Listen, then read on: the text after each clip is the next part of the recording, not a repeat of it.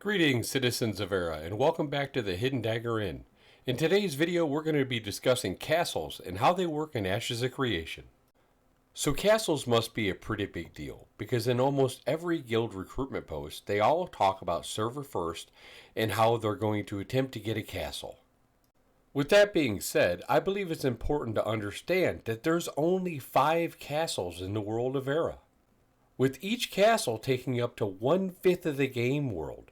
And in case you're wondering, one of those 5 castles is going to be on an island where you will be able to assault it with ships from the sea. Along with taking up 1/5 of the game world for each castle, their regions and economic regions and zones of influence can overlap. Each one of the 5 castles will have its own static layout. Castle siege defenses include deploying traps and blockades within the castle, as well as hiring mercenary NPCs to defend specific locations. So needless to say, castles in the early game are going to be a top priority for guilds. Now early on, you're just not going to be able to walk right into the castle and take it. It's going to be guarded by the primary antagonists in the storyline, and there's not going to be any relics on the premises. These castles are occupied when players arrive on Verra, and then their current inhabitants will have to be removed before any players can claim them. Castles will be dangerous in high-level raid zones until they can be cleared. The guild that does the highest amount of damage to the raid boss will receive the castle. So now that you know a little bit more about castles, you might be asking yourself, well, why would a guild want a castle? Well, as in the answer in most things, it comes down to the almighty gold piece. The monarch is going to set the tax rate. The monarch, in my best guess, will be the guild leader or the alliance leader, and can use those proceeds to upgrade defenses, maintain the castle's direct nodes by providing buffs and benefits to the citizens of that region. In addition to setting the tax rate, castles also influence crop yields, resources, and events within this region. As castles have the ability to allocate taxes collected from nodes under them towards certain benefits that go back to the node, or they can be selfishly governed and use those funds for the guild. Now, a guild doing the latter will obviously is going to have some political ramifications. If you're not using it for the benefit of the people in the region, they might rise up and help take you out from that position of owning that castle. Part of the tax and resources gathered are applied to the castle for improvements. The remainder of tax income can be used by the guild for whatever they want. More beer. And if that wasn't enough, wait, there's more! Because guild castles provide benefits and trophies for guilds that capture and control them.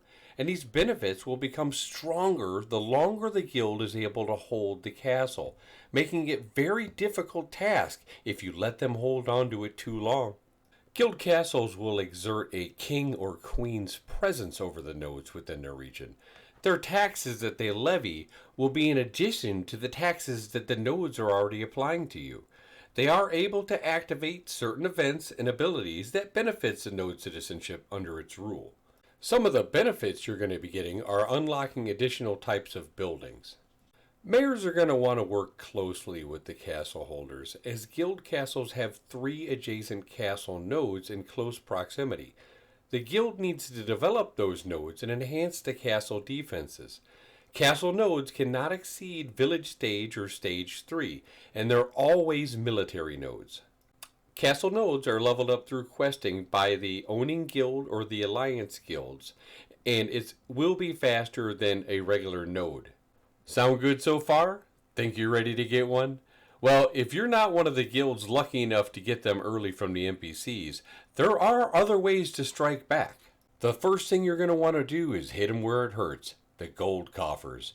Each week leading up to the castle siege, there is a period of time in the weekend where NPC-generated caravans start moving toward one of the castle nodes carrying castle taxes from the nodes that fall under their jurisdiction. Surely if you're able to obtain these taxes, it will leave a dent. It's also going to leave a vendetta.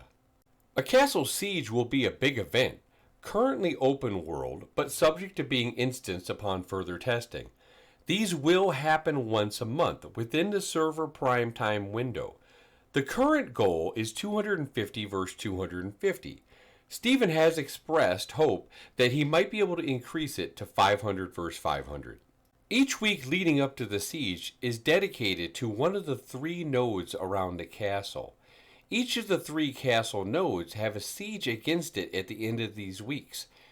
The 4th week is the Declaration Week, where other guilds have the opportunity to lay down their declaration flag. Or if you're the guild owning it, it's your chance to sign up as a defender of the castle. When the castle changes hands following the siege, if they win, some taxes will stay with the castle and some will stay with the guild. If they do successfully win the siege, they will own it for a month before the next siege to give them time to start working on their defenses.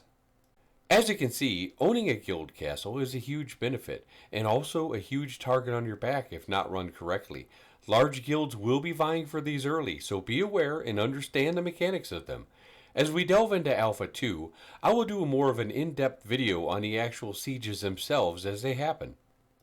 I hope now after watching this video you have a much firmer grasp on the castle game loop and understand just how valuable it is, along with another example of how your personal conduct along with your guild actions will affect your legacy and reputation in the world of Verra. If you're still watching and you enjoyed this video, please hit the like and subscribe button. Since I'm a new channel, it really helps with the algorithm gods. Thank you for coming to the Hidden Dagger Inn, and take care, Verra.